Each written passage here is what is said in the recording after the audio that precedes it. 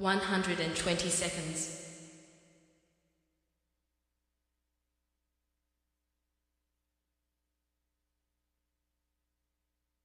110 seconds.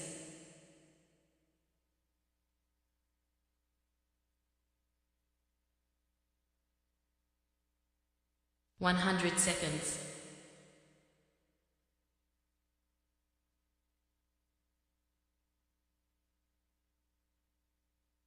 90 seconds.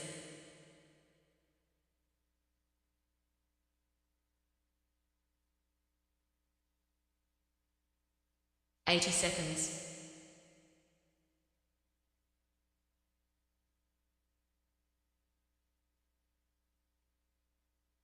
70 seconds.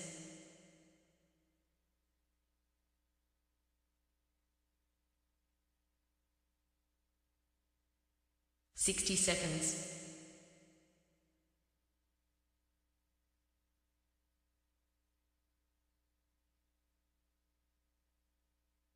50 seconds.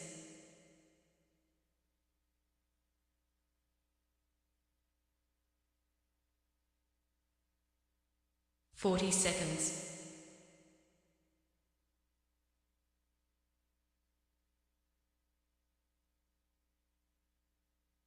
30 seconds.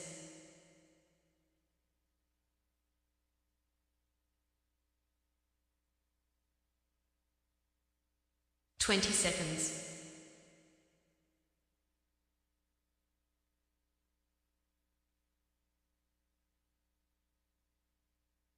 10 seconds.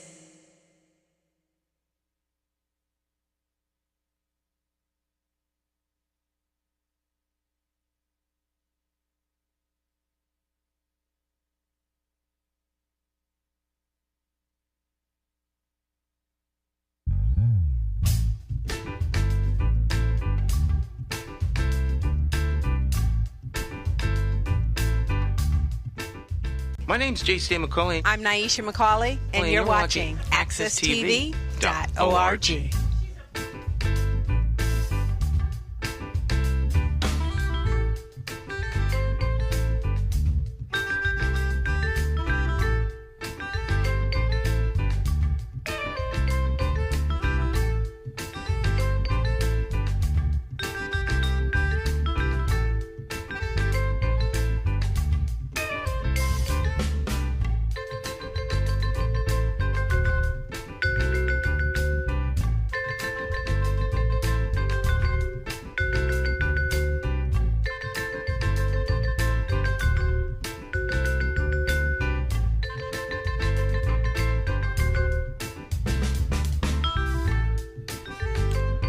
All right, my friends, once again, it is indeed time to get our talk on. It's Morning Talk with me, your host, J.C. McCauley, along with the champions of talk this morning, talk champion, Cleo Duke-Wright in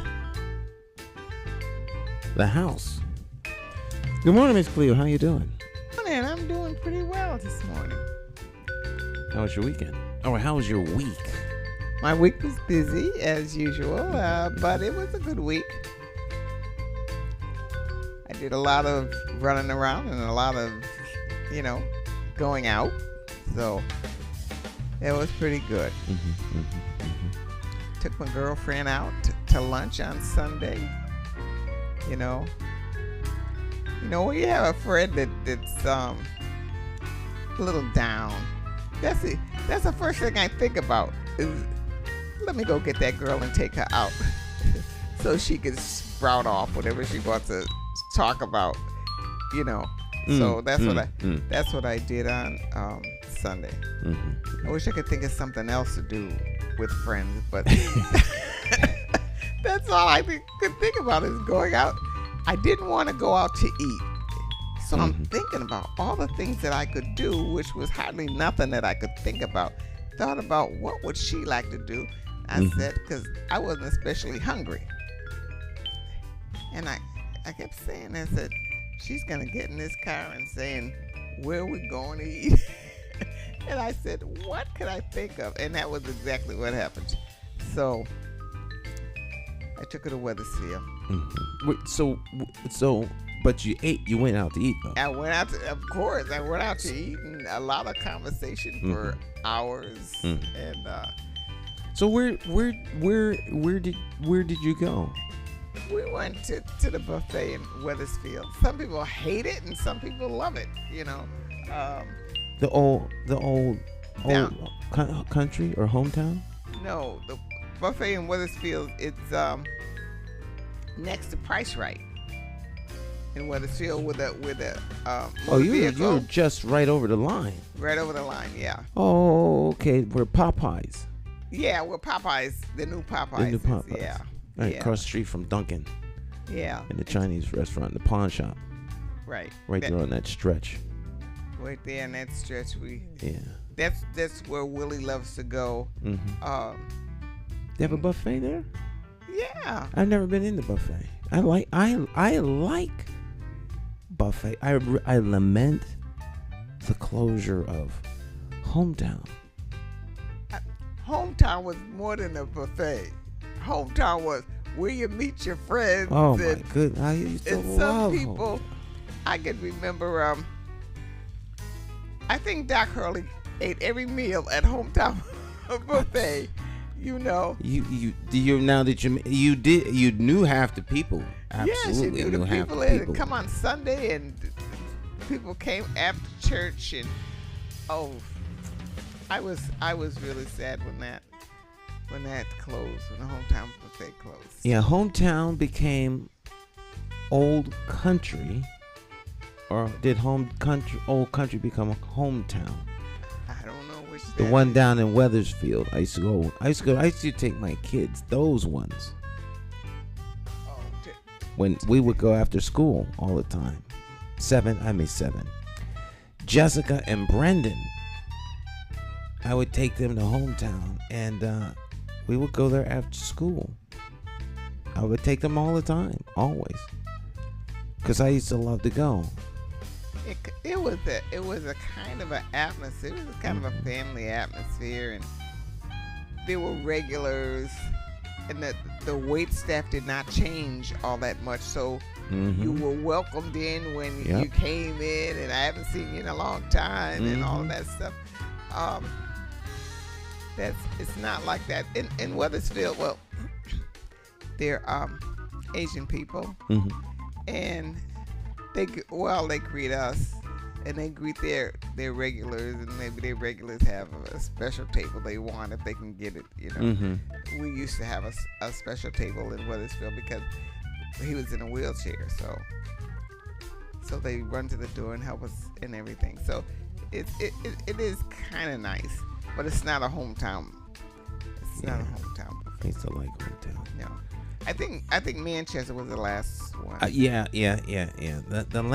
Now I don't know why the Manchester hometown. I didn't like that one. You didn't like the Manchester. Food was too exposed to people, for coughing and stuff. Yeah. That Well, mess up your I don't like little children going up to the buffet. because Right. See, they're they not pick. tall enough to have that shield. Right. I saw it. That Breathing bothers- under the shield, Yeah. using their hands.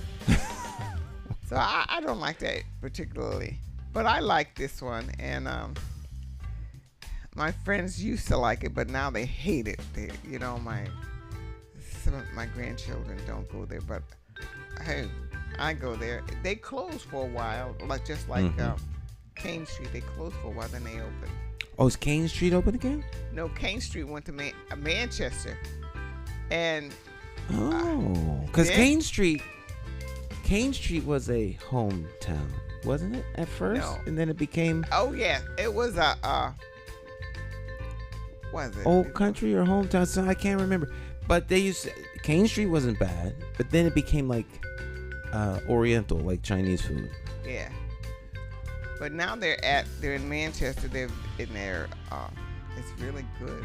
It's really nice. I went there one time, but they're more expensive. Than, the one in Wethersfield is not as expensive as that one, but it doesn't have the variety. The 19 varieties of rice. They don't have like the sushi bar and Mm-hmm. that, but they're very good, and they have vegan food. I get my tofu there and stuff like that. So it's good. Yeah, vegan. What is this? It's another thing. Vegan and I can't remember what it is. My daughter always refers to it as she's not that girl. It's something like there's something I can't remember what it is. Yeah. Million Man March. I got my Million Man shirt on. Oh my gosh. Oh yeah. That was Brother, one of my Brother Lovejoy. favorite times. This is like one of my favorite shirts. The Million Man this. March. See, Yeah. we should have never stopped celebrating, or I think that should have been a tradition. Not walking up Washington, but setting a date aside of atonement where we just stopped. A Day of Atonement. Absolutely. We just one day a week, one day a year, just stop. Don't go into any stores. Don't buy anything. Don't be home with family. And the day of the Million Man March, we were all home because we were all looking at the Million Man March. Mm-hmm. But I just thought that was such an important day, and I thought it was gonna go on. For some reason I thought that we'll have that Day of Atonement every year where we just retreat into ourselves. Just retreat. Well, you bring up. But it didn't happen. Well, it can still happen. There can be. We need to rebuild community. We certainly do. It's essential that we rebuild community because a community is. I say this all the time. It's not an original saying of mine, but I say it all the time. Self-sustaining, self-educating, and self-policing. Communities are self-policing, and the community polices itself, and then you have, sanctioned law enforcement officers who are servants of the community, who, have the power to arrest and detain. But the community is the one that needs to really do the policing. Yes. But that means you have to have a community. It has to be cohesive, and there has to be some leaders. We need leaders in our community. Yeah. We need leaders in the community, and gosh, who are supportive of one another, even if they don't agree with them. I think we have. Are we so far away from that? You look at it, and I'm just thinking of the convention. Are we so far away from being together that we just spread ourselves out there to anybody who wants to just buy us or take advantage? Well, I think this is one thing that happens when you have. Now, I don't mean this in a negative way, but when things are integrated, I'm not a separatist. I'm just saying that, when things are integrated, they no longer have a unique presence. It's like if you take a cup of sugar and put it in a quart of water, the sugar becomes integrated with water, it gets diffused, and then now it's one with the water. There's no longer a separate distinction. The water kind of still remains what it is. It's sweetened. Its composition changes slightly, but it doesn't stop being water. It absorbs everything else. And so I think we've lost our uniqueness because we have had such a desire to be integrated into a broader community. Other groups are not necessarily integrated into the community like that. So we and therefore your influence gets diffused. But other groups come from somewhere else, and we only knew this. And, here we are over here. We knew this, and we want to get over there. We want to have a better life. And looking at something over the fence appears to be a better life, not necessarily a better life. And we found out that, at least I hope we found out that integration wasn't all it was cracked up to be. And maybe our communities, the way they were a little better than they are now. Mm-hmm. Because you had respect for people. Well, we live in our heads. Everyone takes up residence in their heads. You are your brain. I always tell people, you one brain per operator, you are your brain. So wherever we may have been, we are here now. So we have to live in the moment, because that's actually where we live. We live here in the now at this particular time. We don't live in the past. It's gone. And the future is not here. So we only live But in the moment. you can't go back in the past. But you could take what you had, not do it in the same way, because that's gone. But what we had, we should be able to regain. I don't know. Respect I think that's for parents, respect for children, respect for our neighbors. That should be able to be regained in some way. I think that if there is intention, that can be that has to be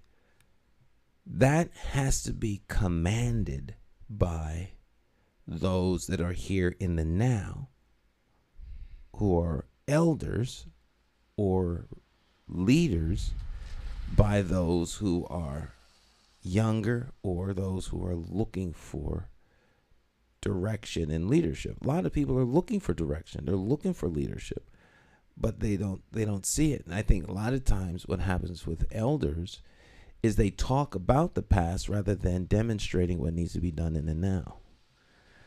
Sort of like teachers or educators who talk about the way things used to be. And that's a great discussion. But they can walk in any school and tell folk, look, I'm coming here to volunteer and get things back on course. They have the gravitas, they have the experience, they have everything that is necessary. They can go in there and have a master class on teaching. But they don't do that. They will talk about what it was like as they take note of the decline. So if people know better but won't do better, then it won't get better. And the only way it'll get better is if people who are here now step up to the plate. So we need a lot of folks to step up to the plate and say, stop the madness. And when the Stop the Madness crowd comes, things will change. We could absolutely have young people respecting older folks, but it'll only happen when older folks demand, either by speaking up or by their behavior and actions. We have them. I think the past is a template of what can be. Yes. Absolutely. But I don't know if that is. Brother Lovejoy says that they have the National Day of Atonement every year in October.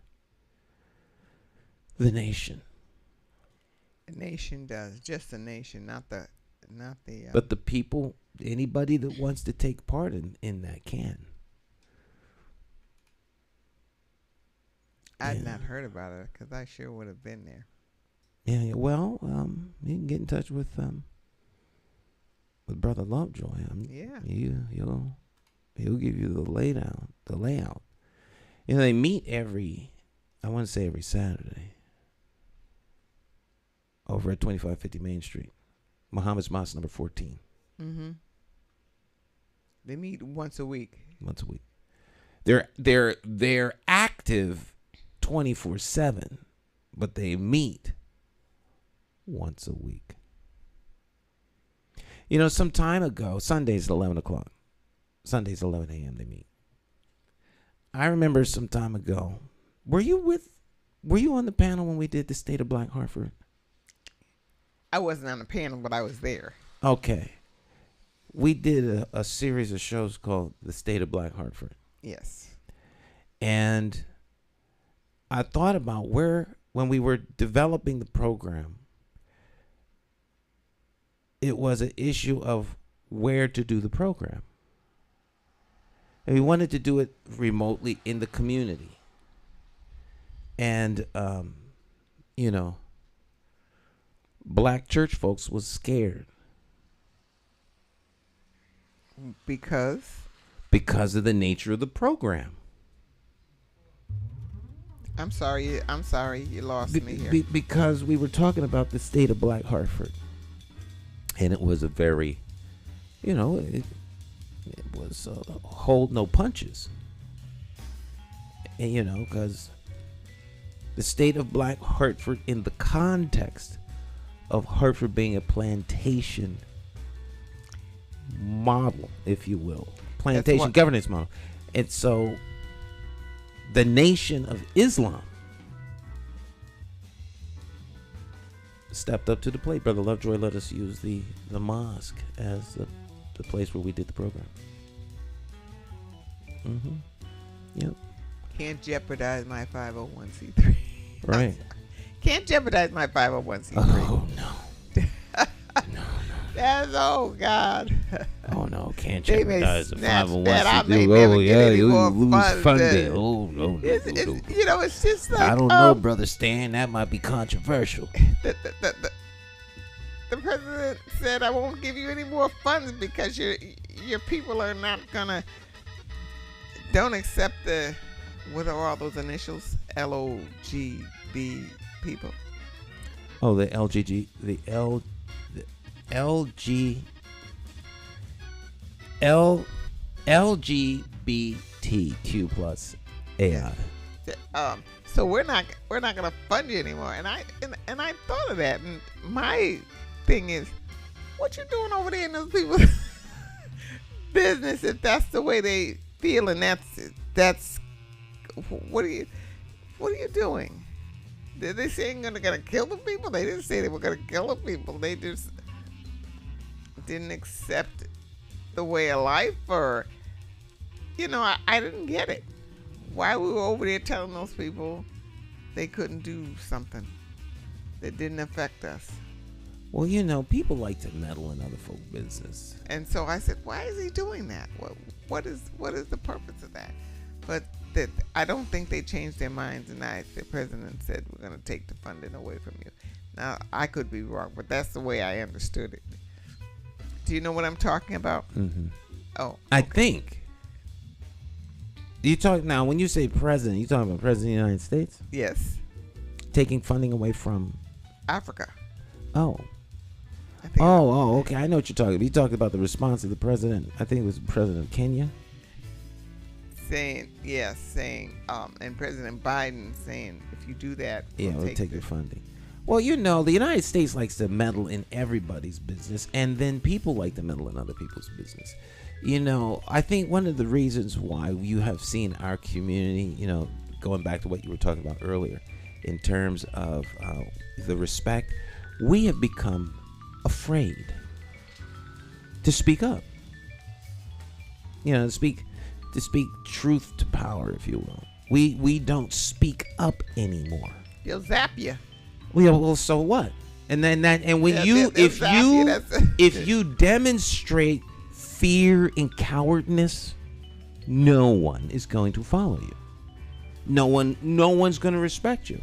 So if the young folks see their elders and their leaders kowtow and be fearful, then they won't follow. They won't follow, and they won't look to those individuals for protection and for direction and for comfort. So you have to be fearless, because there's always going to be forces against you. And if you're bought and paid for, then money easily control you. and there's no end to the money. And they never give you, so they never make you whole enough to really step out. So they're scared. People are. They're scared. But the nation opened its doors, and they never back down. Stick and Stay will be right back. It's Morning Talk live.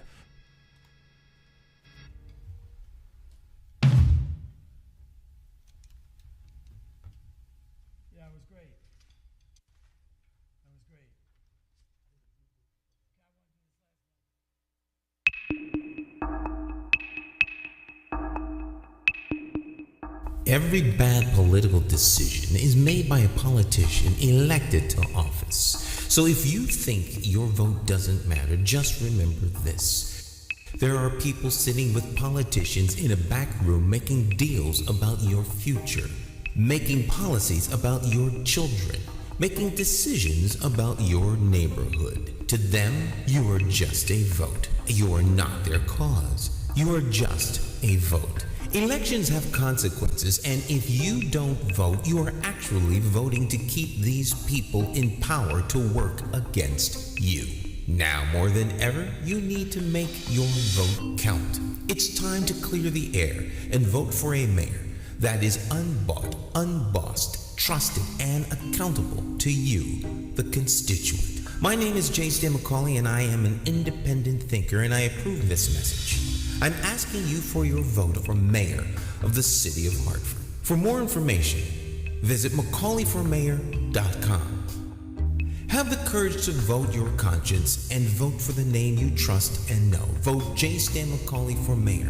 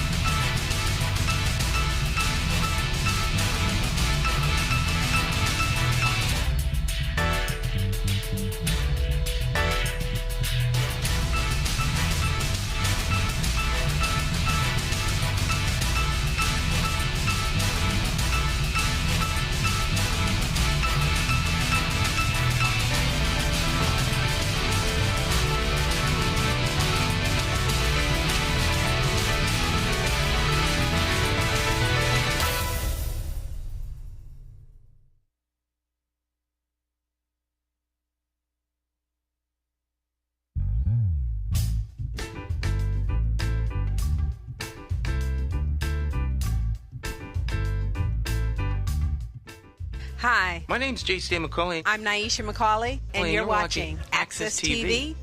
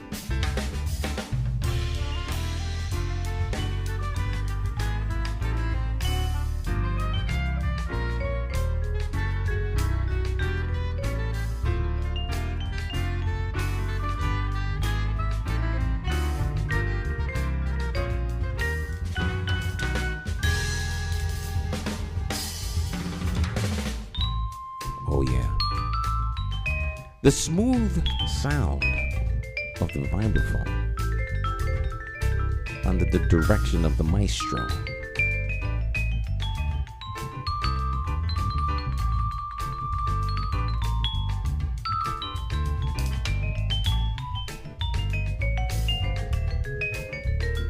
Is it obvious that I could look at this forever? Yes, Stan, it is.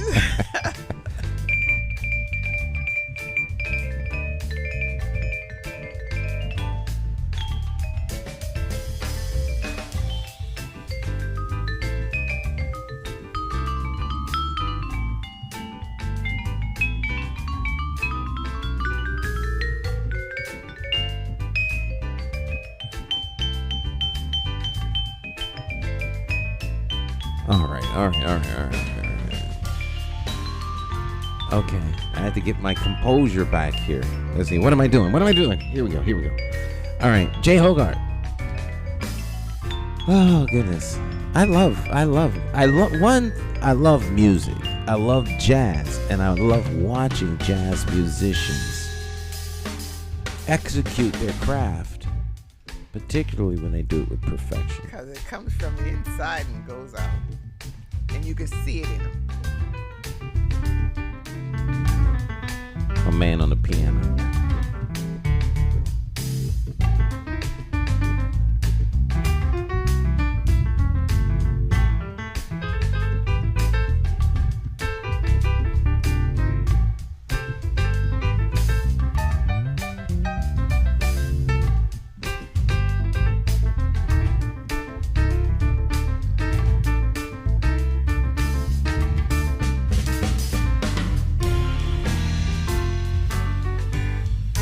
All right. I get chills just watching them. I get chills. It was just fantastic being in the studio. You know, when I was director in Christian Ed at some churches, the organist would always say, you know, I can't play music like that. I gotta have my sheet music. I can't do what they do in black churches. You know, like the minister just puts his hand up and says, you know, play something, and he goes down and he just plays. and the minister's preaching or praying, and he just comes in with something prayerful. You know. And then they just go wild on the piano, and they're not looking at anything. And a lot of them can't even read music, but they could play that piano. They can express themselves through the music and the notes. Yes. But someone said, did you tell me that? No, I don't think it was you. That most of our spirituals and the black keys. They only played like the black keys for I wish I could play like that. You know, get up there and just Sam, come up here and give us something. And Sam just gets up there and does his thing, and no music, no anything. I think a lot of people in churches, musical people in churches, are really jealous of that. They said, I wish I could do that. I can't do that. I gotta have my music in front of me. It's like the recipes. Like, people laughing at me in my family and my extended family laugh at me because I use recipes when they don't use recipes. They say, what do you mean you use recipes? Just make it. What do you mean just make it? So I said to my grandma, I said, Grandma, teach me how to make the biscuits or something. And that's what she does. She puts so much. I said, how much baking soda do you need for this? And she pours it in her hand and says, this much. And I'm like, that much? You know, so she could feel the amount that she needed. She just put it in her hand like this, and this is enough. You know, and things that, so it's the same thing as cooking. So I met a lady. I think it was last week. Yes, I was going for some blood work, and the lady that was doing the blood work was talking about her children. They left home. They all have their own apartments, but they always come home to eat. And I said, they have that and they eat. Yes, she says, and my daughter, she uses this recipe. And she says, I like the recipes. I mean, she cooks all right, but she don't cook right. She can't cook. She can't cook. And so she tells me, this is a West Indian lady. She tells me, you put a little of this, a little of that, you taste it, and until it gets right, until it's just the right way. And she was telling me this because I gave her an order from my doctor for blood work, and she says, "Oh, I'm gonna have a heart attack." And I said, "What's the matter?" And she says, Doctor. He won't input anything in the computer. I gotta do this all from the beat, put it all in the computer. And then someone comes along and she says, oh, doctor, and then that's why and she had gone to him at one time, and she was a fairly heavy lady, and she was just saying that, he really gave it to me. He gave it to me, but I got to cook my food. She had to live her life. She says, I do moderation, but, my children won't eat anybody's food but mine. Well, there is something special about food. I mean, the tongue is a palate. Like the eyes enjoy beautiful things that you can see. The tongue enjoys great things that you can taste.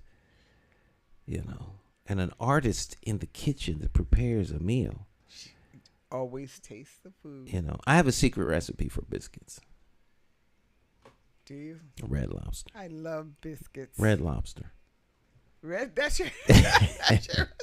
They have some very good biscuits. Yeah. They have a mix, Yes, they do. But and you just pour the mix in a bowl, and you just add your water, and you just stir it and plop them on the paper and put them in the oven.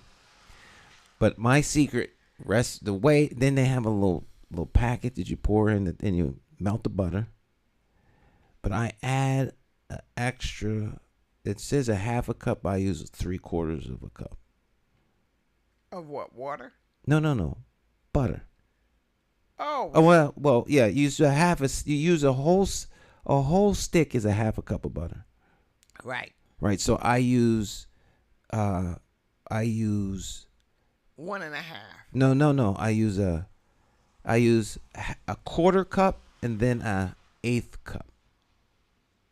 Like I don't use the whole stick. I use just about, like if you cut the stick of butter in half, and then cut the half in half. I melt that and I put the pie, and then I soak the biscuits in butter. I just until the biscuits become soaked in butter, and then I add salt. I sprinkle them with salt. Butter-soaked, salted biscuits. Your poor arteries. Oh my God. I'm gonna make some after I get off the air, and then you have that with strawberry jelly and coffee. And you eat it in the bed. That way, when you pass out, you lay it down. Man, that is so unhealthy, what you just said. What is it if you eat all 10 of the biscuits? How many biscuits do you eat? I maybe eat 3. 3 biscuits. I don't know where you get that mix. You can get it at Walmart. I get it at Walmart. I buy 2 of everything. Always. It's a rule. We call it the rule of 2s. I always get 2 of everything. Then when I get down to 1, you go out and get some more. I go out and get 2 more. You always get 2. Always get 2. Because you never know if it'll be, But I'm having a hard time finding my coffee. The coffee I usually get, they don't carry anymore. And that's very aggravating. And Walmart's famous for that. Just stopping things. Yeah, they'll carry some. They're not quite as bad as Ocean State. If you buy anything from Ocean State, expect that it's not going to be there very long. Oh, and I bought something from Ocean State just last week, and I said, why didn't I buy 2 of these? You know, I bought a vegetable bin, and to put my and it really works so nice. It really keeps the vegetables so nice. I said, why did I buy 2? So that's always thing. I got to go back and get another one. It's probably not there. Yeah, it'll be gone. You know, the rule of 2 works with everything except new cars. But if you buy 2, even if you don't use it, you can give it away. You know, package it up and give it away at Christmas time. But always get 2. I always get 2. I try to always get 2 of everything. But Ocean State, if you buy, in fact, I have to go to Ocean State. I have to get some new glasses. So I get my glasses at Ocean State. Oh, and you keep your glasses. I break those things all the time. Yeah, but my eye, I can see, I have to wear these, and these glasses here are kind of doing all that kind of stuff. But I need these to see the screen, and if I don't wear them, I can't see the screens in front of me. And you have to squint.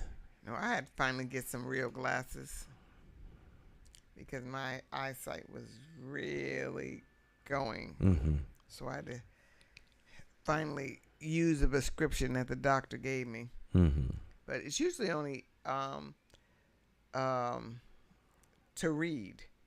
But now I'm getting a little more distance. Oh, I can see everything in a distance.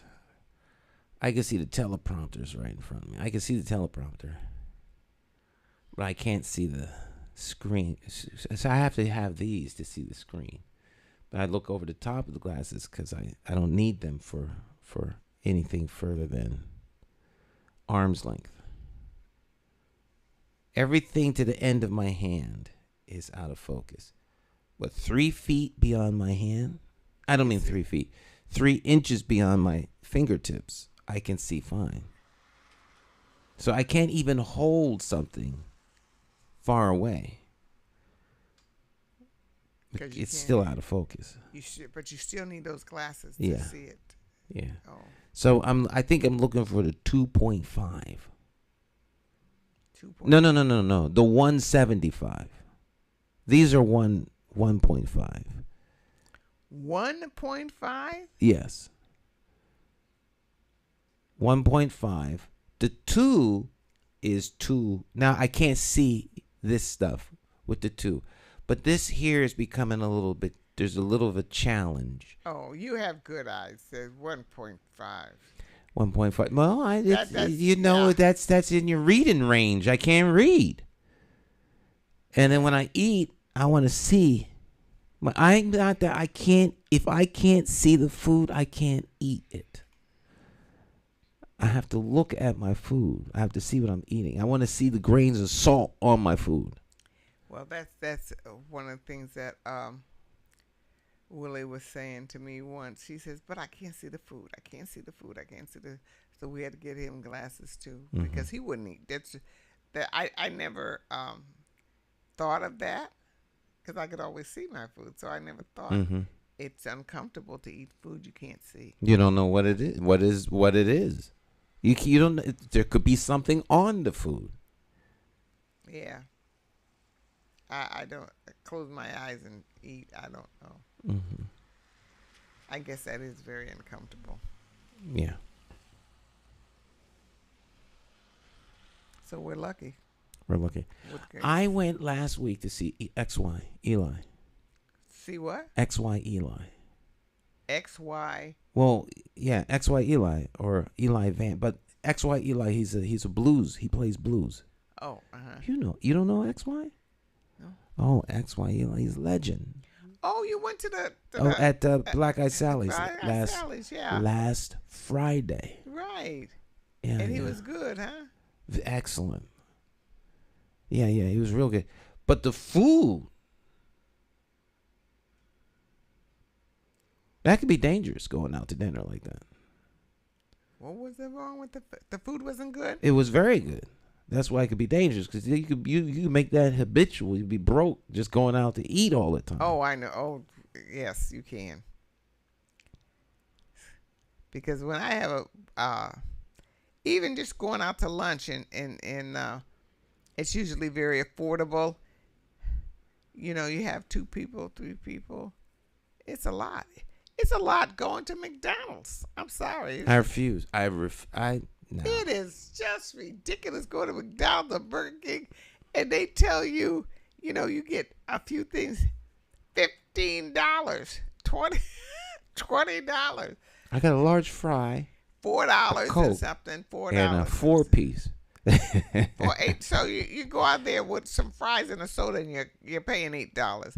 I said I could go to the buffet, spend $2 more, and have everything I want to eat.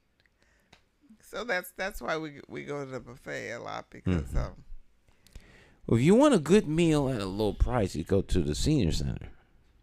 now that, well, not always.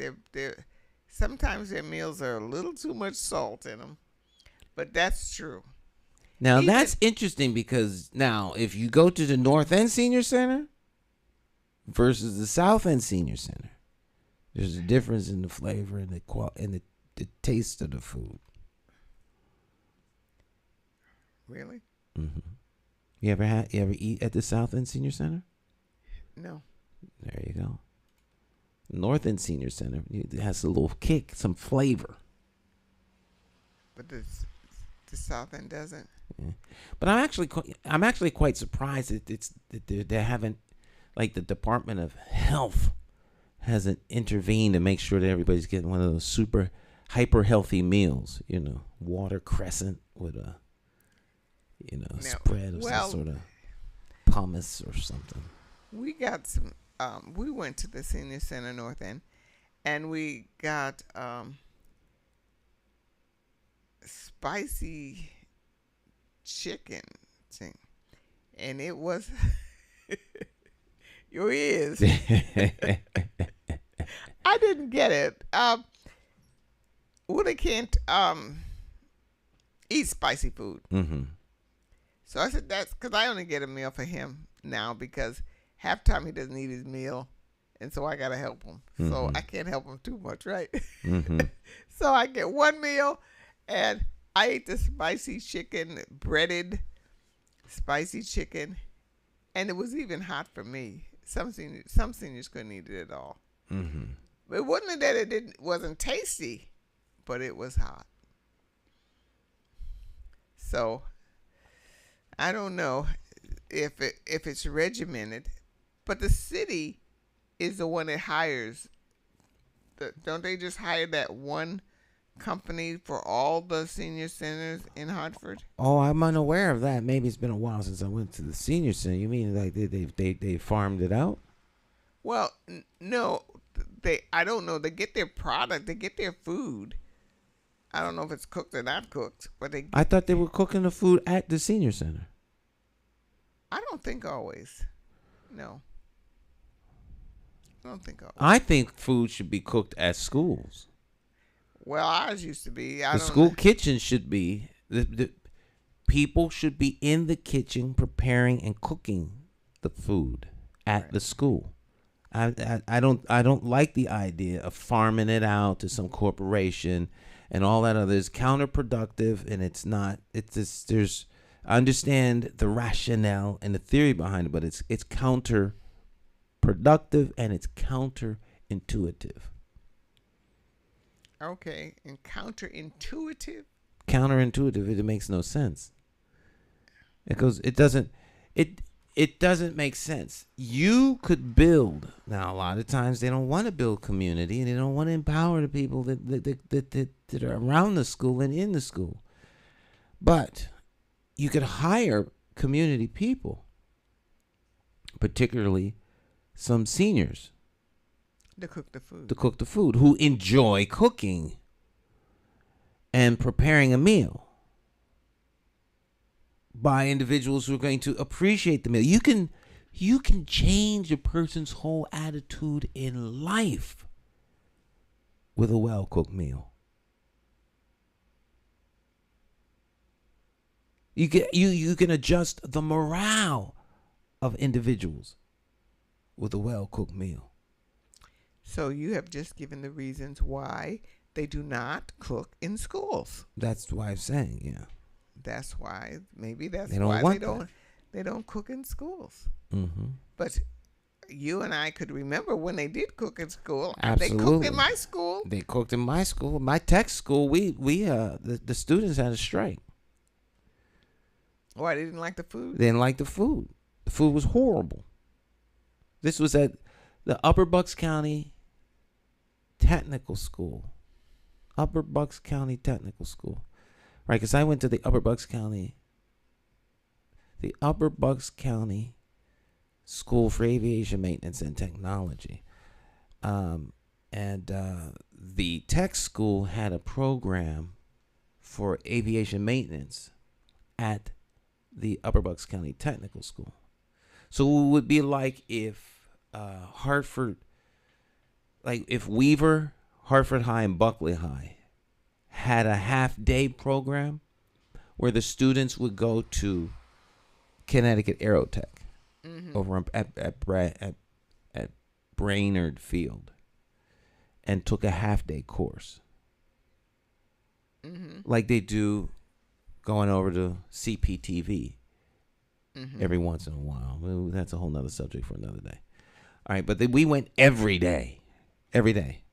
It was a half day. And for 2 years. Junior and senior year, I went to the aviation maintenance program as in technical school. So it was a half day.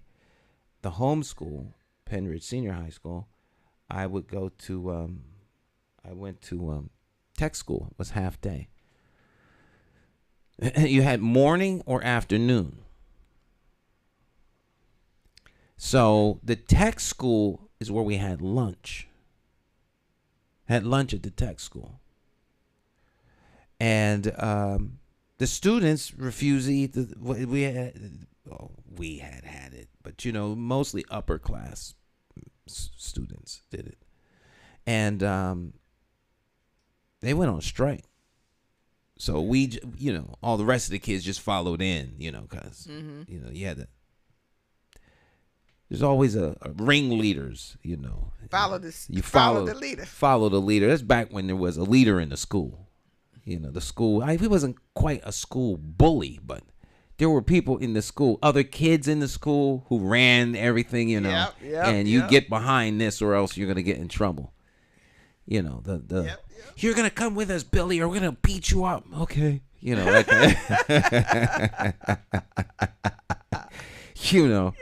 Right. We're going to meet you in the hallway.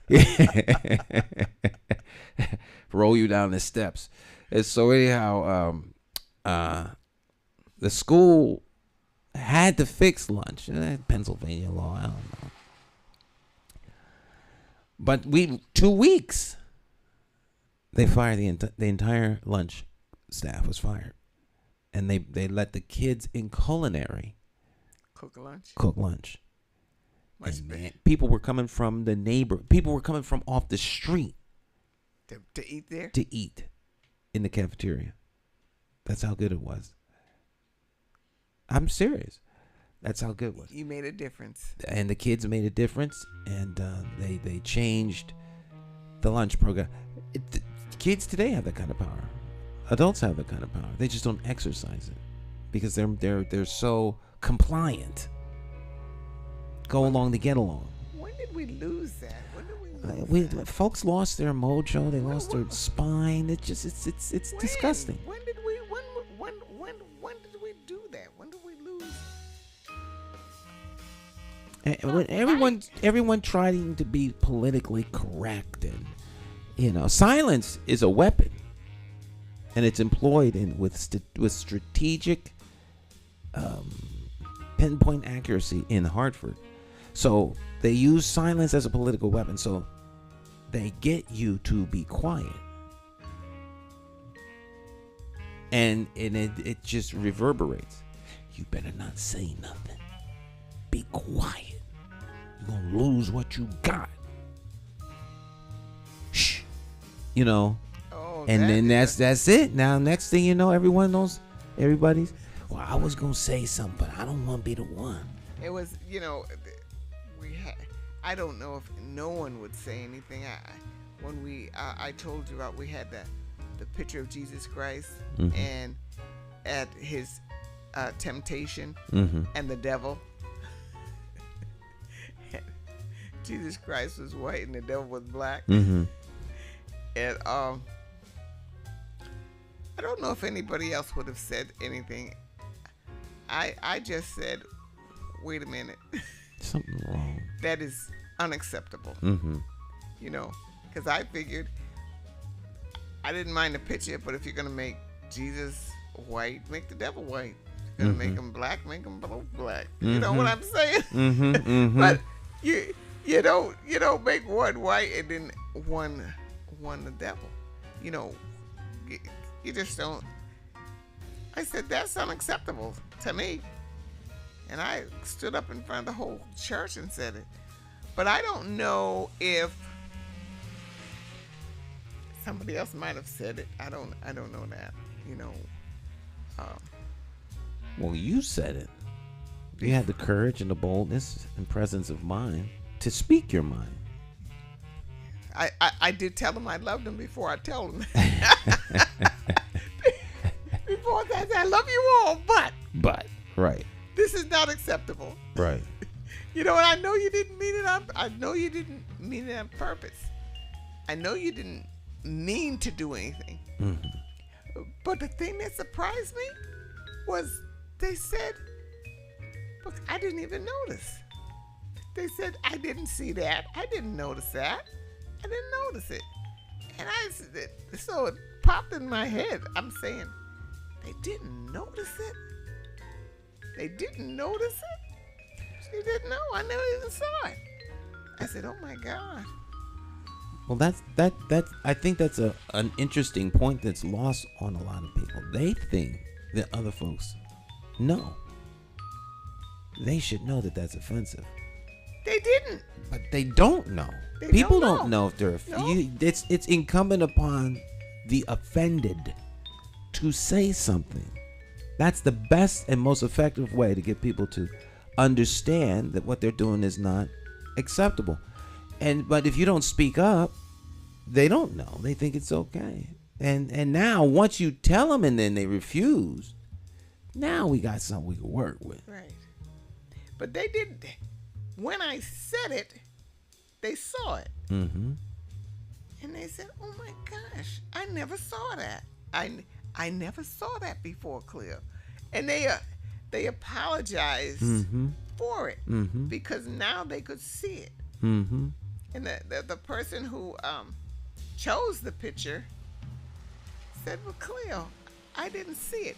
But what I saw in him and in his wife before that day, I saw I don't know what you would call it. You see a black angel or I have a picture of Jesus in colored, not black. He just had some color, and some statues and some black angels. And they said that the wife walked into my place and she looked around and she said, oh, look at that. Isn't that cute? And my son's looking at it and said, cute? Yeah. Yes. Isn't that cute? It's like, my God, she'd never seen anything like that before. That's the expression that she had on her face.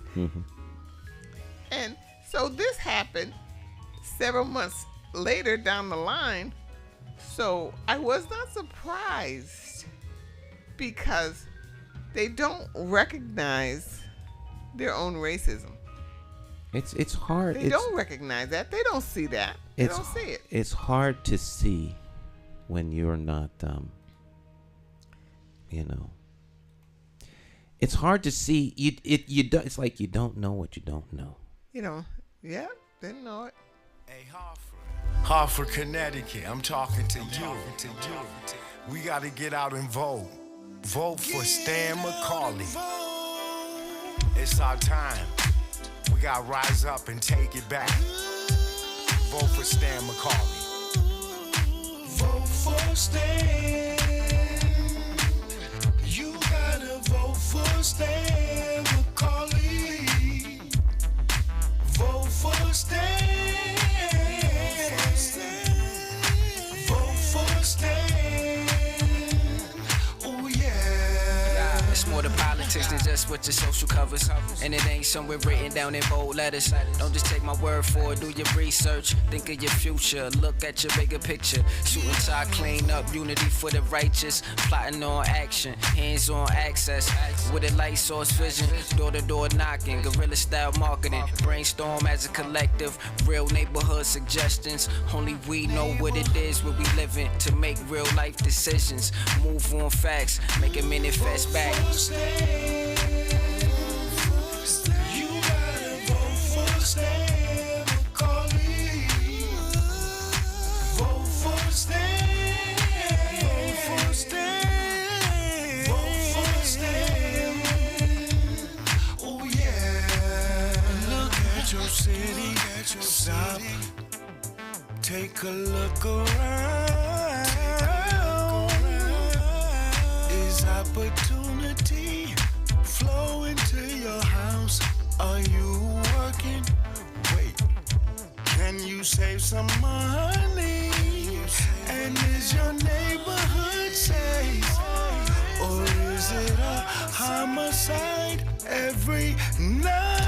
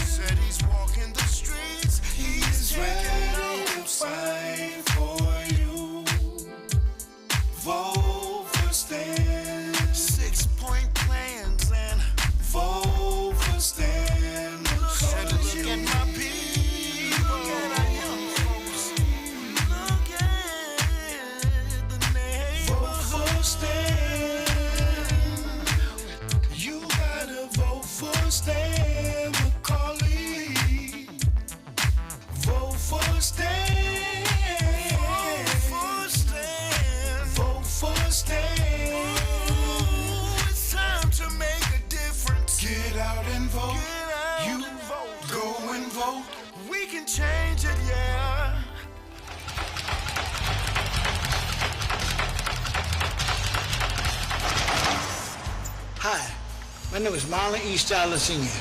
Many of you may know me as the two-time welterweight champion of the world. I'm here to tell you that Democrat J. Stan McCauley, as our next mayor, will fight for you until the last bell. Help me throw a knockout punch. Go out and vote for Stan the man. My name is J. Stan McCauley, and I approve this message.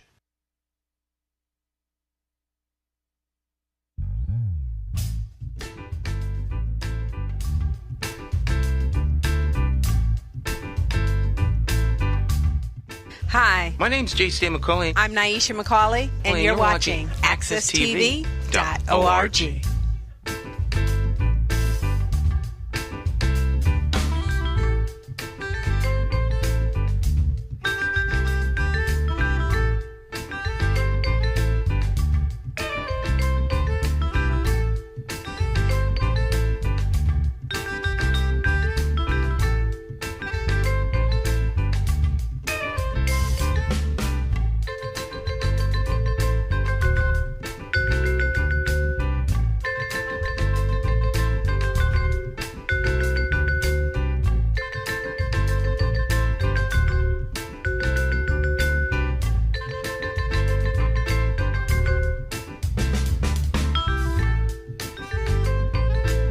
Holy Spirit Consumption.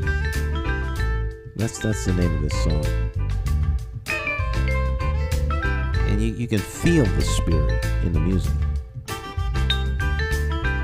All right, welcome back. It's Morning Talk. J.C. McCauley, along with Cleo Duke-Wright. Welcome back. We're talking off air about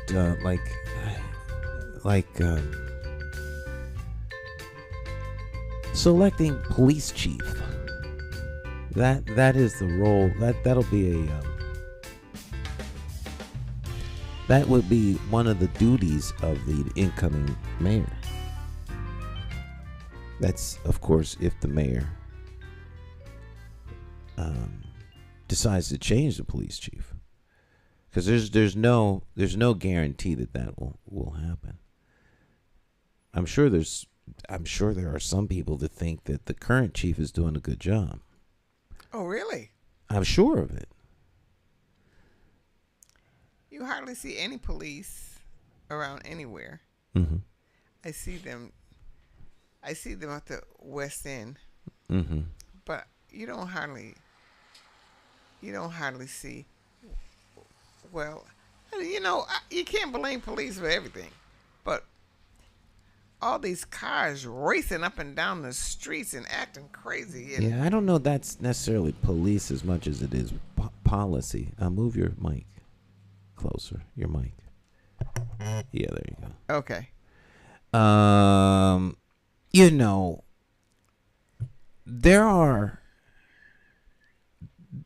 have friends of mine that are police chiefs, but there are different policing strategies. Just like there is a difference of how one person might run the Wadsworth Museum. I mean, you get two different people at the helm, and it makes a change. So it's not necessarily that the person is bad. It's just that the effectiveness that they can bring to bear may have been exhausted.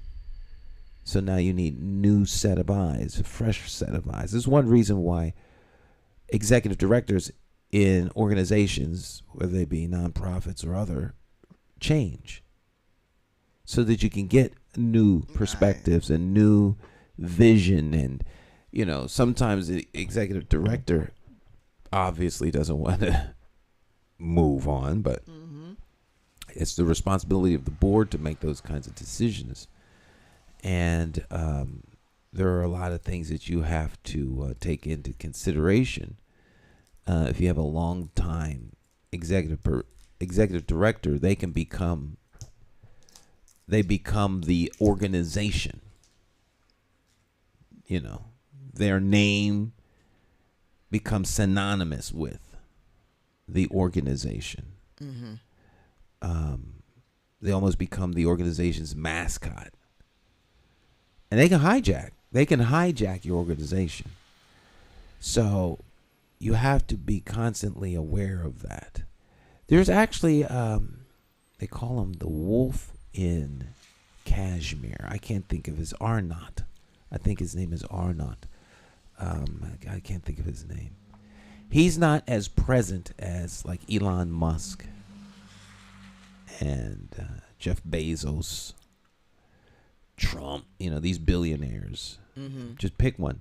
He's the world's richest man right now. And most people... He's the world's richest man? Yeah. What's his name? Worth. Arnott. Okay. He is... his wealth is like Gucci and Yves Saint. He has brands. But major labels, major labels and brands, fashion, entertainment, the Orient Express. I think he owns the Orient Express and several major hotel chains. You wouldn't know the things he's involved with. You've heard of, but you don't really know that he's involved with them because he's not focusing on himself. He focuses and runs his companies where the brand is the issue. He's building the brand. disassociating himself from the brand.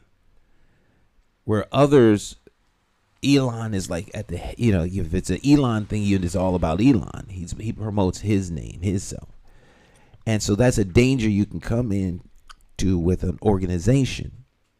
The leader becomes synonymous with the brand. Trump is now synonymous with the Republican Party. He's hijacked the party with his presence. And so as goes Trump, so goes the party. And that is a malfunction of party leadership that allowed that to happen. That is a scary, scary thing. To me, that is a scary, scary thing. To realize that one man, all of the Republicans are scared of one man. They're not scared of him. He allowed the Democrats are making a huge mistake because they're going to turn him into a living martyr. They're going to turn him into a living martyr. They should have left him alone when he got off the escalator. When he got off the escalator, that should have been the end of the story. So what do you think is going to happen? What do I think is going to happen? The RICO statute is not going to be enough to hold him, and he's going to be... I've said this stuff over and over again. Everyone, I've had these discussions with several people. He's going to get out of this. Absolutely. And the foolishness is, the election is like next November. It's not like this year. There's so much time between now and then that this is just going to be a platform from which to build. He doesn't even need to be on stage, and he will outdo everyone without ever doing anything. And they just don't get it. They don't get it. They don't get it. It's like jumping off of a cliff to grab the bird. To what is so focused on getting him that they with every action it's turned into a positive for him. So he's become the face, and he's hijacked the party. He's hijacked the brand. So the brand is no longer the GOP. The brand is now Trump. And so you need to switch those people out. So that's a long drawn out way of talking about a new chief. So I'm not saying that the chief is necessarily a bad human being. He just is, his time has come. All right. Education wise, I like the superintendent, but one of her biggest champions, who's here every Wednesday, Luis Delgado, Cacique, is saying that her time has come. She's been as effective as she can, and so now she can be effective somewhere else. It's you can only take a thing so far, and then someone else. Comes. It's like a runner. So it's in a relay race. You can only expect the runner to go so far, and then they get they can't run anymore. So you need someone else to carry the baton to the next level. There are many that are saying that the current Democratic nominee or endorsed candidate, I think they're not necessarily the nominee right now because there's an election to determine who the nominee will be. That's what the primary is all about. But the endorsed Democratic candidate for mayor in Hartford is to carry the baton of the current mayor so that all of those things can move on. So ultimately, the people that are being in this upcoming election on September 12th are trying to be handed the baton so they can move forward. Because the guy that's there, he run as far as he can go. He can't go no more. So he's going to stop. So who's going to carry the baton? So I think the police chief is a individual who has gone as far as he can go. I don't have any personal animus against Chief Thody. But the people who I represent in terms of interests and constituency, they don't like him. They want him gone. So They never liked him. right. I mean, I'm just keeping it real. But my job as in terms of the president of the Greater Hartford African American Alliance is not what I want, is what my constituents want. I have a problem with good guy, bad guy. I have a problem with not seeing a situation where there's the good guys over here and the bad guys over here. I'm tired of that good guy, bad guy. Yeah, it's never good guy, bad guy.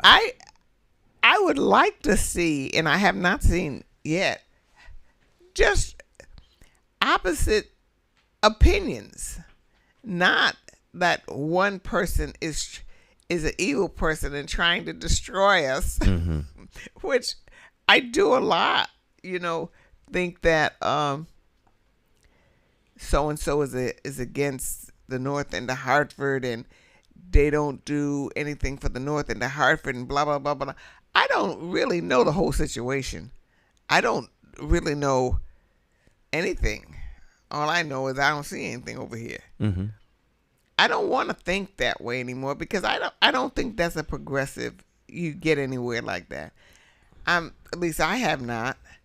I don't want to see an enemy. I don't want to see the devil and the angel. I just want to see people with different opinions, and then I could kind of get my opinion from what's happening and from what I'm reading, and not villainizing anybody. Mm-hmm.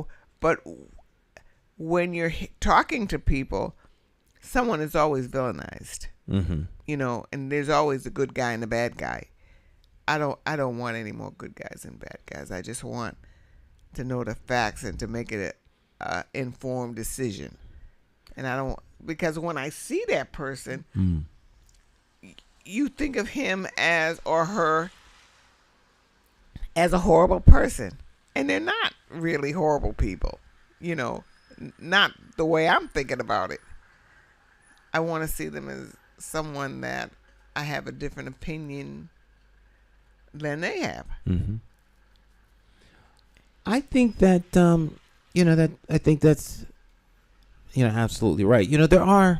Everyone is not an enemy. People have a way of turning everybody into an enemy. Yeah. Me or them. But when it comes to the way things are, I have where's my fake gold coin? Well, I have a silver dollar. I really want an actual gold coin. It's a chocolate. Yeah, I've seen it before. Coin, I'm looking for a solid gold silver dollar so I can, I like drama. What can I say?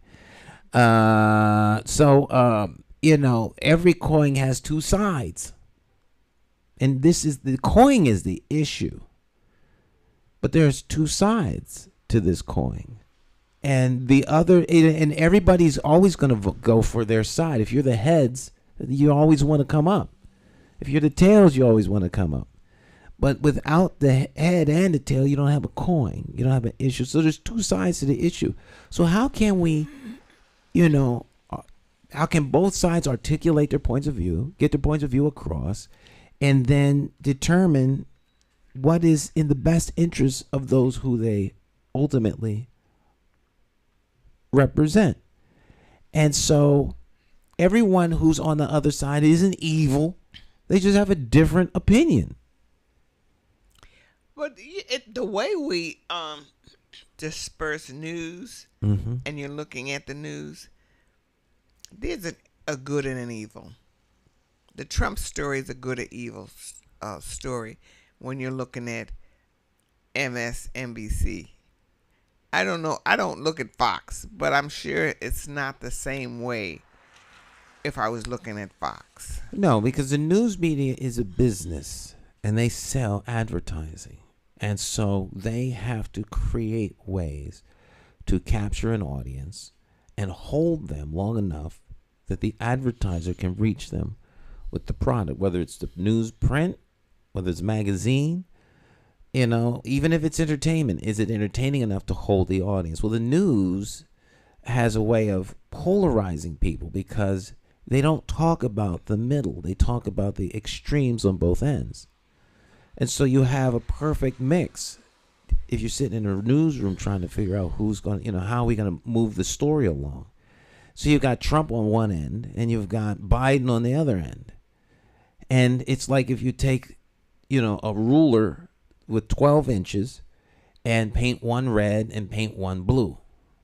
And then you hype about the 1-inch side of the ruler, and the other side of the story is the 12-inch side of the ruler. Well, both the red ruler and the blue ruler have a 1-inch. There's very little difference between the 1-inch. They're just one is red, the other is blue, but they're both at 1 inch. And so what they do is they pit the red 1-inch against the blue 12-inch.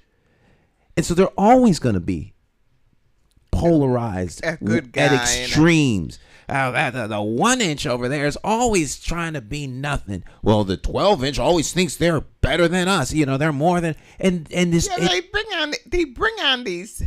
I'm sick of these experts. They bring on these experts that say all of these things, and I'm sure Fox is bringing on their experts. Absolutely. That say all of their things. So where does that leave the viewer? It leaves people confused or partially informed. They're not misinformed. They just don't have all the pieces of the story.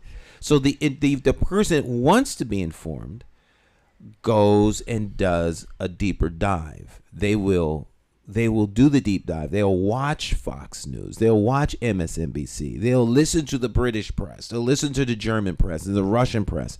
And they'll get different sides of the same story so that they can have a better understanding. And then there are those who then will go even the extra mile and actually talk to the individual or individuals involved or people that are in their orbit to be able to pull. That's what good journalism is. To pull out the whole story. All right. So you can't talk about flooding in Hartford without understanding there's a difference. Well, you can't talk about the flooding in Hartford and how it impacts the south end of Hartford and the north end of Hartford without understanding that it isn't flooding. It's sewage backup that comes as a result of flooding. See, everybody is not being impacted by sewage backup. A whole lot of people are impacted by flooding. But flooding is something we don't have control over.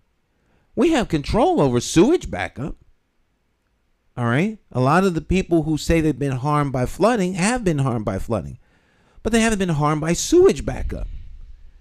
And so, if you don't have all of the pieces of the information, it is hard to be able to understand what it is you're fighting for, what it is you're against, what you're for, and then it drops into the realm of emotion. Now it just becomes emotional.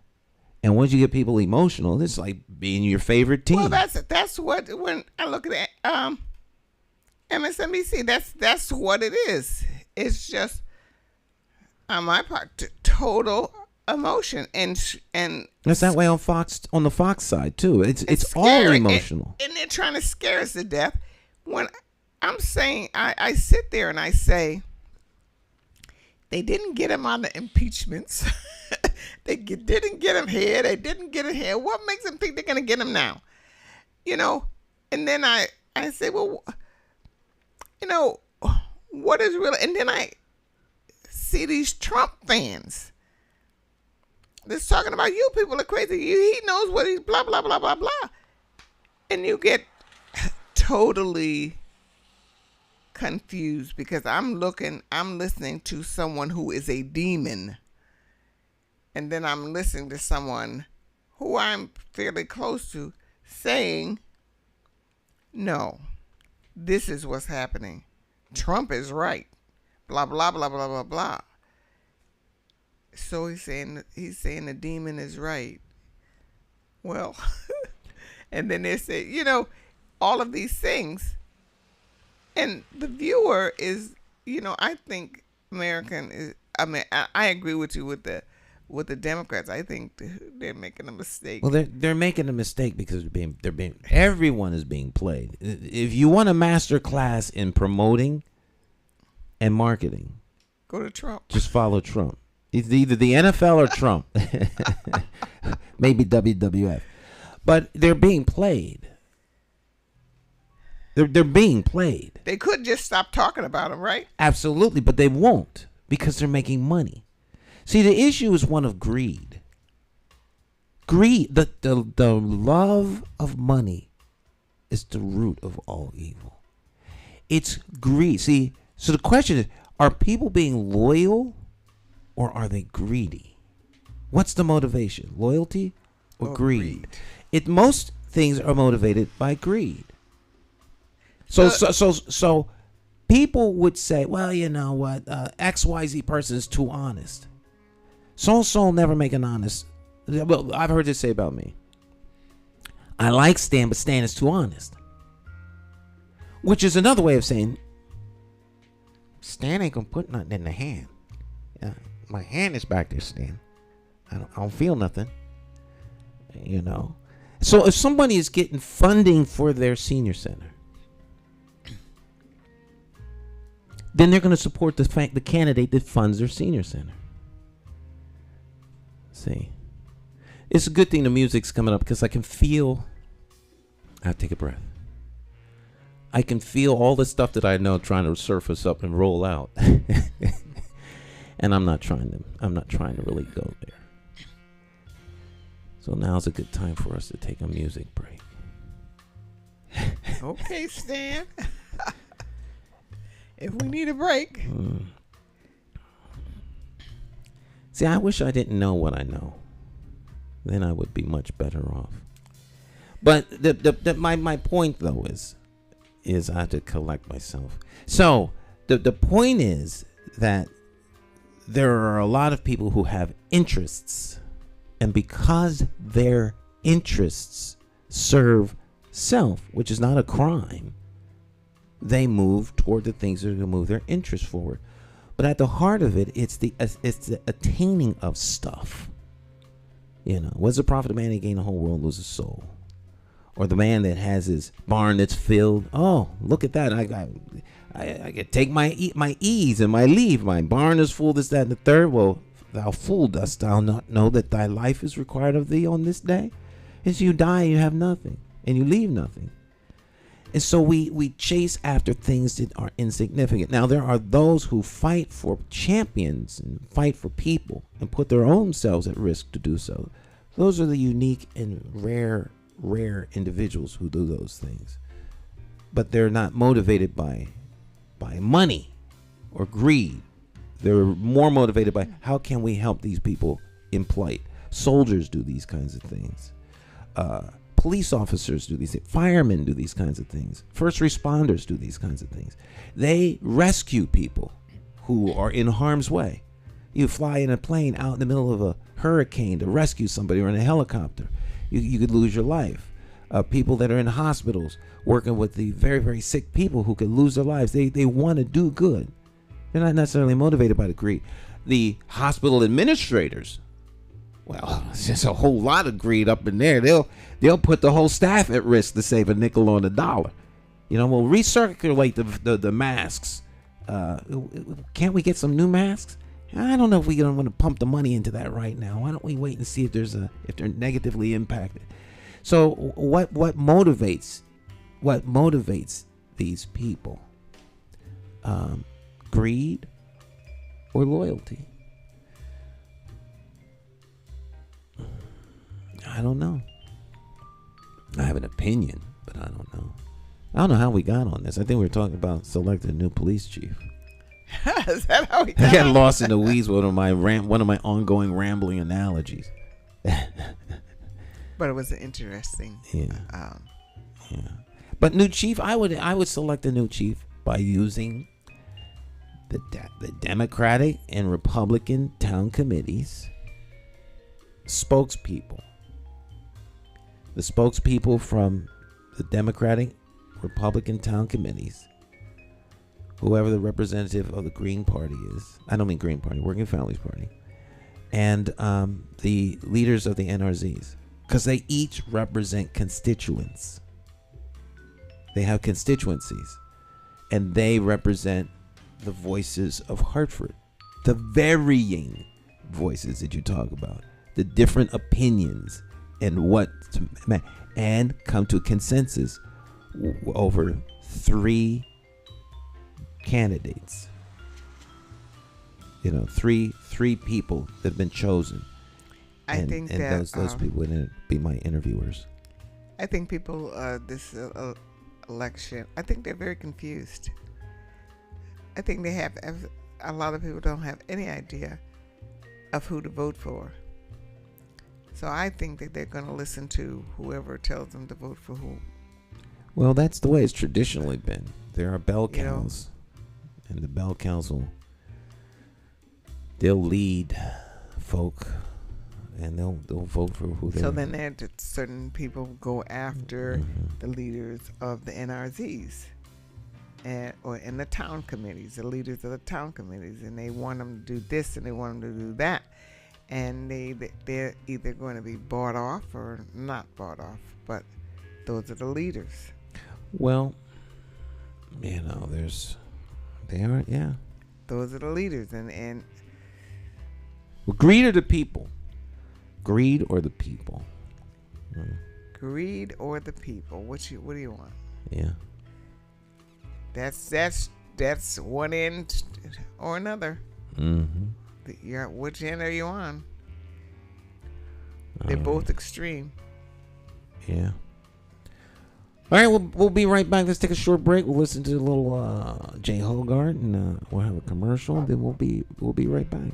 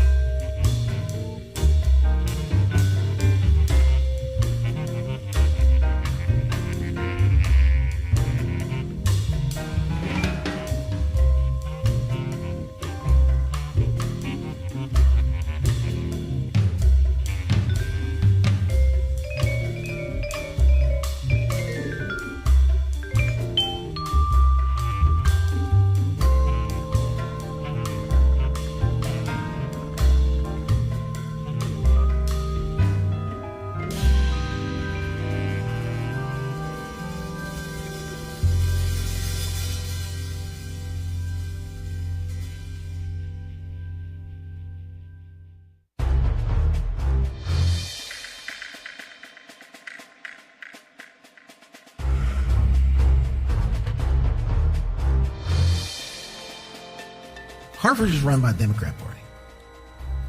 It's a single-party town. And it would make no difference if it was a two-party town or if it was run by Republicans. All right? Anytime an organization runs a thing, the organization that manages or runs it wants to remain in power. When a political party runs the responsibility of governing your city, they're more concerned about remaining in power than they are concerned about providing needs for you, the constituent. It's your government, not the party's government. That's my only issue with the party. I'm a Democrat, all right? But I will never be embraced and accepted by the Democrat Party in theory because I'm not towing the party line. You understand what I'm saying? So the party needs someone to run for mayor. The mayor is an instrument, and he is a component of the machine that is city government.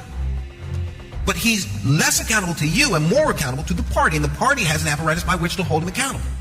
The town committee, all right, and then the chairman of the party for the local municipality, and then the chairman of the state, and then and on and on and on, and the president and all that other stuff. And so the state committees, all right. So they want to vet you. So you run for some local office first and see if you can be trusted, this, that, the third. Can you be trusted to lie, cheat, steal, put out lies, take in cash? Can you be trusted to do that? If you can't, then we can bring you in. All right? But we always got to hold you at bay because the power is tight. The power is like an aphrodisiac. People like it. It's worse than cocaine. Right? They want the power. And once they get a taste of the power, they want to hold on to the power because the power is literally to give projects up or down. That's it. All right? But the power is not meant for that. The power is there to manage the system on behalf of you all, the residents. Okay? But when you as a constituent are not satisfied because there's people being murdered and it doesn't seem like anyone's giving it any attention, and you feel that your investigative agencies like the police department should be looking into these things, you then become a thorn in the side of the people who are supposed to be doing stuff. All right? Or you have a community review, like a civilian review board. And the civilian review board flags particular incidents that happen by police officers. But those incidents might be a liability to the city. So the city is crushing those things from going any further because if they do so, in theory, they will expose themselves to a liability and they can be sued for millions of dollars. So they never sees the light of day. So you, the constituent, who's supposed to be in charge of all of this, are kept in the dark. There's no transparency because they don't want you to know what's going on with your government because it is a threat to their power. So if you want any of that to change, you need to elect somebody who you can hold accountable as opposed to the party installing someone who is beholden and accountable to them. This is not rocket science. Very simple. Very, very simple. Very simple. Don't let anyone tell you that you don't have the capacity to hold accountable your elected official. They want you to think that way because then you accept the fact that you don't have accountability over it. But you didn't put them there. The party put them there. Understand? The party put them in office, not you. You think your votes put them there, but it didn't. It only takes 35 votes to get into the office of mayor. That's the town committee. If those 35 people come out and vote for them, they're in. They don't need you to come out. All right? And so you have the illusion of choice, the illusion of a modicum of control that you think you have, that you find that the rude awakening comes 3 weeks after they get in office. You get the old royal shaft. Because you didn't put them there. You understand? If you put them there, they would be beholden to you. If you put them there. As an elected representative of the people, you are beholden to the people, not the party. And that's why Hartford is in the shape it's in. Because your elected officials are beholden to the party.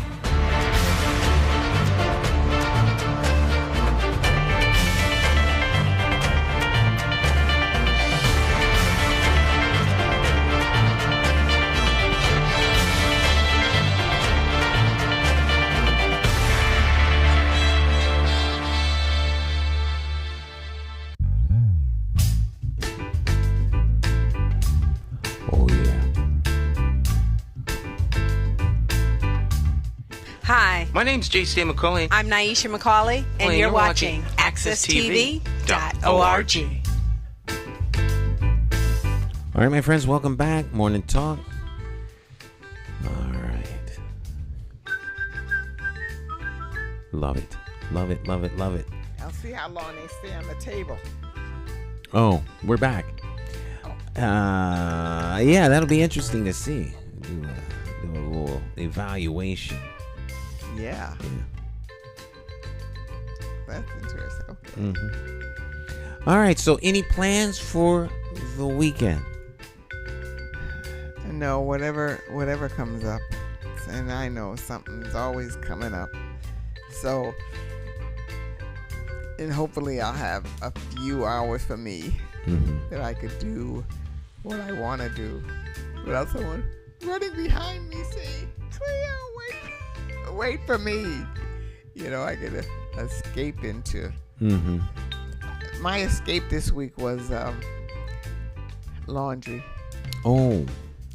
I went down to the laundry and I had my books and my pencils and, you know, and I had 3 hours of total peace. And reading and writing and doing my thing before I had to go back to Cleo. So I know you don't want to talk to me, Cleo. No, I don't want to talk to you. Please. Yeah. You gotta smile. You gotta smile.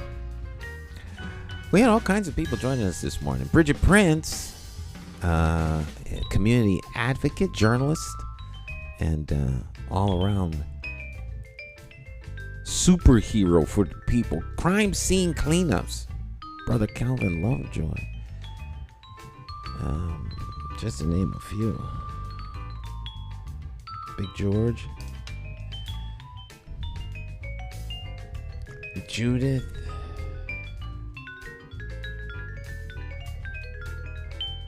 Different people. So we were not alone, huh? No, we're never alone. We're never alone. Every time you say someone's watching, I get someone's really watching. Someone's really watching. Yeah. You know, I've been doing this a long time. It's you never know if anybody's watching. Obviously, somebody's watching, but you just because you can't see them. And since we broadcast live, the live real-time audience is never indicative of everybody that sees. Because sometimes people watch with other people. And then, of course, we are on so many different platforms. You know, so we're on several Facebook pages, and then people share the program on Facebook. But we're also on Twitter, now X. We're on Twitch, LinkedIn,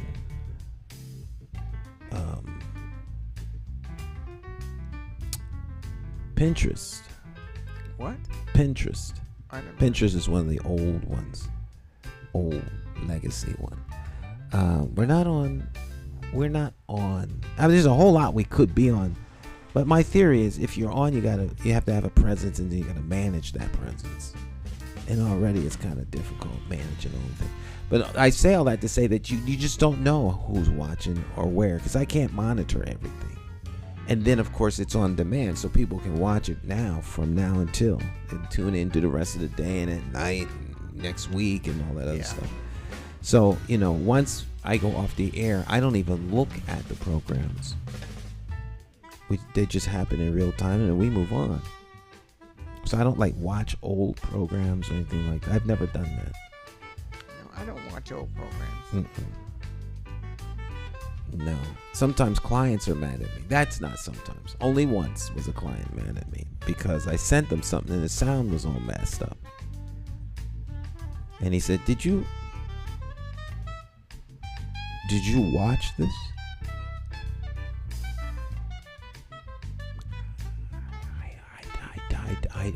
I did not.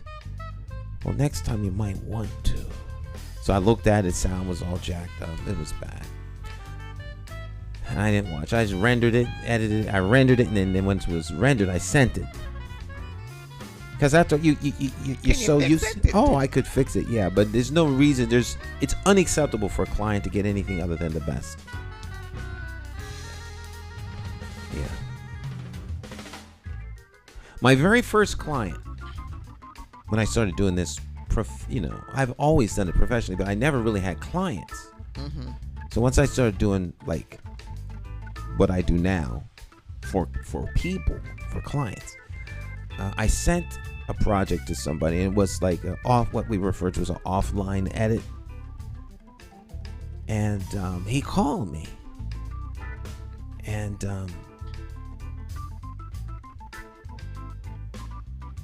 I was surprised how fast he called. He must have looked at it as soon as I sent it. And he called. Of course, I'm all, waiting to hear the good response. You know. He says, "What is this I'm looking at?" I says, "It's the project." He says, "It doesn't look complete." I said, "Well, it isn't. It's conceptual. It's it's kind of like where we're heading." He says, "We're way beyond that. Way beyond that. In the future, don't send me anything that you don't believe is ready for broadcast." Is that going to be a problem? I said, "No, sir. Not at all. No. Click." So I finished it and sent it back. He was very pleased. So you were just sending him something that said, this is how it may be. It was, it wasn't an all-in effort, and so it was incomplete, but that's quite common. You wouldn't send somebody the whole thing done because they will likely want things changed. So you send them, concept. But I mean, it was more robust than just concept. But there were things that just weren't tight. And he didn't want to be bothered watching all kinds of stuff. So, the idea is that you were retained to do what I think you can do. I'm not going to micromanage you. Put something together that looks good, that I will, that I can say yes or no. But I can't say yes because it's not done. And so that's how that client rolls. I'm good. I'm not argue with the client ever. Client's always right. Period. There's no such thing as the client doesn't have it together. Well, I had a client one time, and I finished everything, and I gave her everything before I was paid, and was promised to do a summer program. Mm-hmm. And what happened is she paid me for what I did, and she took my program and hired someone else to do my program. And I never did that. I never gave anybody a program again. And I think I said to one person who wanted to hire me to do a program, I said, "I'll do the program, but I will not give you the program. Mm-hmm. I'll do the program, but I won't give you." And she didn't call me back, and that was all right, because you know how foolish I felt when I went through all that work, did all that work, hours of work and hours and put it on paper, which is not the easiest thing for me to do because I work in my head. Mm-hmm. To put it on paper and then to have someone just take it and hire someone to do it. Well, that's a valuable lesson. That was a very valuable lesson. I never ever worked for that person again. Mm-hmm. And she also paid me less. She sent out a check that was not agreed upon. It was not signed. We signed a contract, and she paid me less. And I had the check sent back to her. And when she came out, I just looked at her and I said, "You know what? I will be paid for what I've done, and I will be paid today." And I looked at her at I was ready to jump on her, but I did not. I just said, and she kept talking, and I kept saying, "I will be paid today." day. Mm. And so she went in her office and she wrote me a check. I don't know if she thought I was going to jump on her. Not I wasn't going to jump on her, but I felt so used. Mm-hmm. I felt so used. I did everything I said I would do. I did everything I said I would do, plus. And that's what they were going to do to me. It happened, to that extent, it happened only that time. Mm. You know, and I never was that. I was so glad that she called me. I was so glad to get the job. You know how you're so glad to get the job. You just do anything. You put your all out because you haven't had a job like this in a long time. Mm. And to have someone use you like that. Yeah, that's Yeah. Yeah, you have the quote unquote client from hell. So yeah, I've only had a handful of those. I if I had 4 of them in my life, I'm cantankerous. So I won't anyone I don't do, but anyone can't be my client. So I'm very picky in terms of who I will do work for. How do you define evil? For who? And you really do have to be. Yeah. You really do have to be. Very discriminating, I guess, you could say by definition. Yeah. I remember when one of my very first client, this was a wedding. And this was many, many, many years ago. And I hadn't done very many weddings at that time. But they asked me for the raw footage, which, of course, you never give to anybody. And she said, well, we'd like to have the raw footage. I says, well,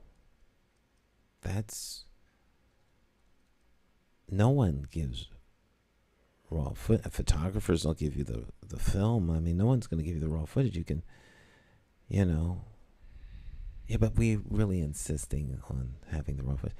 I says, well, no professional videographer or photographer is going to give you the raw footage. They said, well, that's why we hired you. So I says, you know what? So I gave them the footage. I gave them their money back. And I says, you all have a good day. Oh, what do you mean? Like, no, we're good. We're good. In fact, I don't like getting paid in advance. I never get paid in advance. Very rare. That will upset me. Every once in a while, I get a client who pays me in full in advance, and I don't like that because then now I'm really obligated. I always bill clients. I'll invoice you when we're done on the agreed upon price, because I walk. I've done it. I'll walk in a heartbeat. I've never done. I will absolutely. So. If folk get it jacked up and off the chain, no. And I will give people their money back. Well, I'll give people their money back. I've only had that happen like 4 times. I've done storytellings that I didn't get at the end of the storytelling with contract, saying, we really don't have the money. Could you just take such and such and such and such? I've had that a few times. At the end of it, do not want to pay me. So I have to get something up front, depending on who I'm working with. Mm-hmm. It depends. And then I'll get the rest. Because I don't charge so much money that it would pay me to go get a lawyer. I'd have to pay him more than they had to pay me. Mm-hmm. So I get something up. I get what I think I put into it up front. And see, I don't like getting paid in advance. Sometimes people insist on it, but I always invoice, and I don't do. I've only signed twice a contract. In all my years, I've only signed maybe 2 contracts. I don't. My word is my bond. If I say I will be there, I will be there. I've never ever not shown up on a shoot. Oh, see, I don't sign a contract because I won't show up. I sign a contract so I can't assure myself That you get paid. that I get paid, because I worked for a daycare center here in Hartford many years ago. At the end of it, was not paid. So no, I do the best I can to get paid, depending, like I say, depending on who I'm working for. If I'm working outside of, well, I'll say this much: if I'm working outside of the city of Hartford, I am more likely not to worry too much about it, because I've never had a problem. If I'm working within Hartford, then I worry whether I'll get paid. Because and I get comments. Anybody could tell a story, you know. Well, then why didn't you hire anybody? Right, you hired me, you know, right? or I'll be coming in.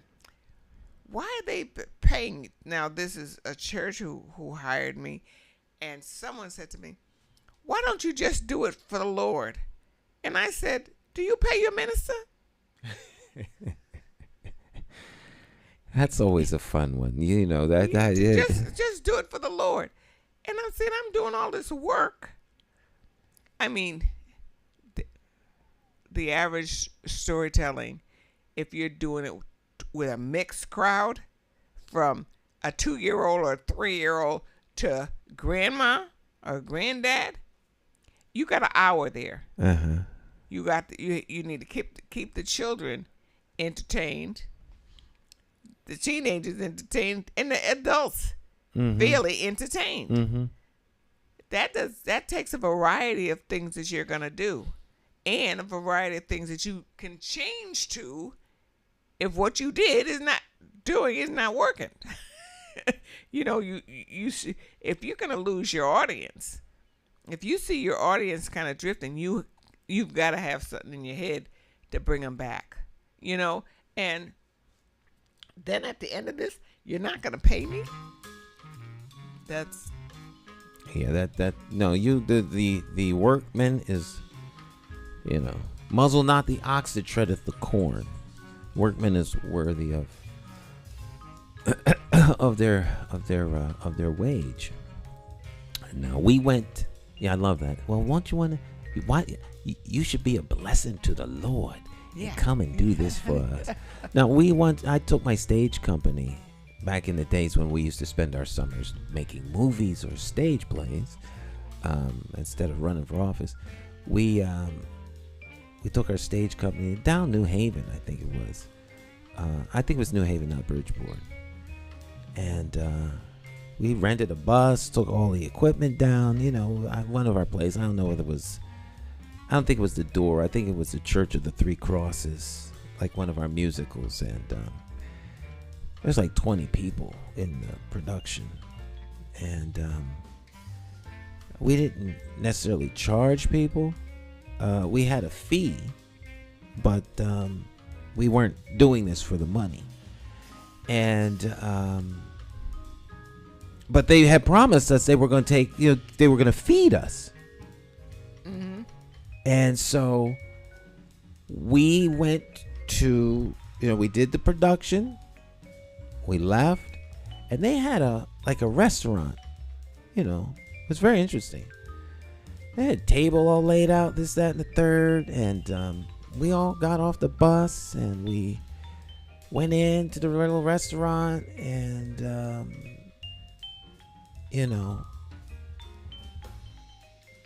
we're all sitting in there, and then they came and they said, well, the meal was going to be $5 per person.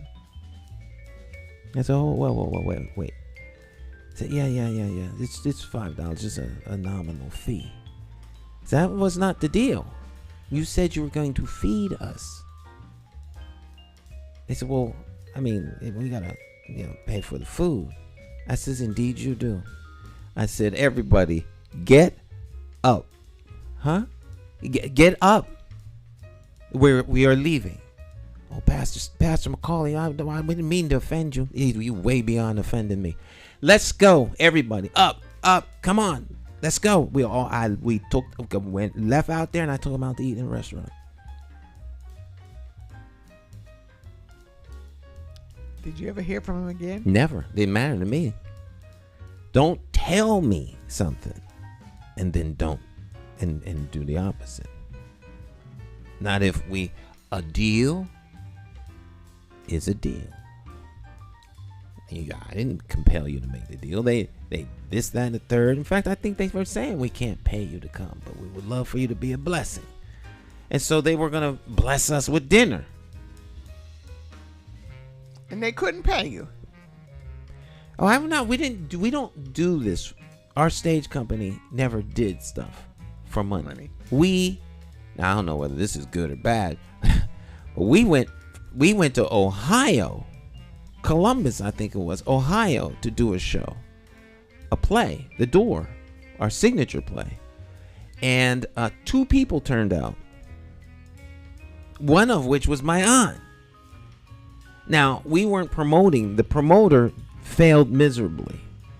But we went all the way Ohio. Only 2 people were in the audience. And we drove out there, and then we drove back. We did a round trip. We didn't even spend the night. We went out, sat up, did the play, and we came back home. That must have been and that was a minute. We had a lot of fun. That was a disappointment, though, that audience. Well, the audience was a disappointment, but if there's one person in the audience, then that's one person who will be ministered to. Because we did those things. We did our productions our productions were ministry. They weren't, we didn't do them because we were in it for the money. That was our production company. The money, we were never motivated by the money. A lot of people have a problem with that because, of course, they are motivated by money. But the act of doing, giving, you can't outgive. As they say, you can't outgive God. So I was doing a storytelling at Emmanuel Church one time. It was a sort of a workshop storytelling time, and I told him my price. I wanted to get paid. I don't know how much. And Gertrude Blanks was also doing stories at that time, and she was and she was not getting paid. She was getting nothing, and I was not going to be paid if Gertrude Blanks was not going to be paid. I'm not going to be paid. I couldn't see how I could be paid for storytelling, and Gertrude Blanks not be paid. So therefore, I said no. I will not be paid. I'll do this. And I was so mad at Gertrude. I said, why didn't she ask for at least a nominal fee? And she was doing it for a stipend, anything. Anything. A cup of water. Yeah. But to have her there to do storytelling, the senior storyteller, and me telling story, getting paid, I just could not see that. I said, oh, no, we can't do this. I cannot get paid if she doesn't get paid. So that was one that I didn't willingly not get paid, but I couldn't get paid if she wasn't. No, the doing is what makes it so much fun, doing it. And well, that's giving. If you like to give, then, there's a time that you get paid and a time that you give. Now, if they're charging people to come hear you, that's a little bit different. And if there's a budget, because a lot of times people have budgets for things.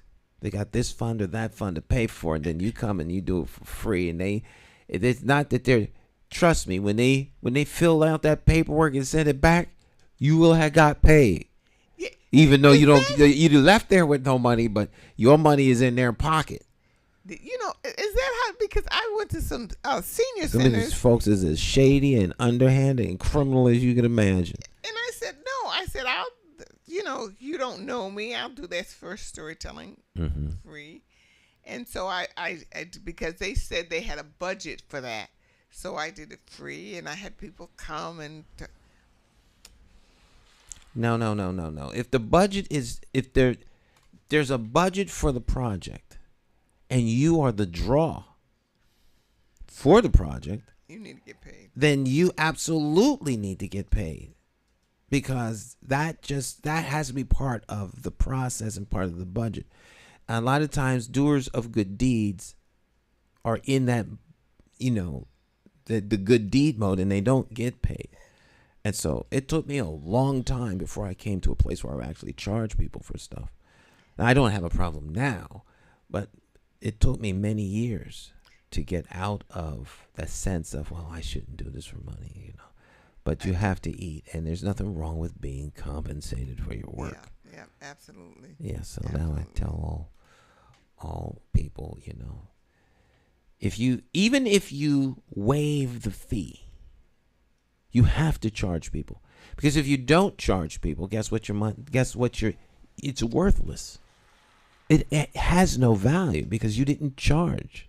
There's no value associated. So what you do is worthless.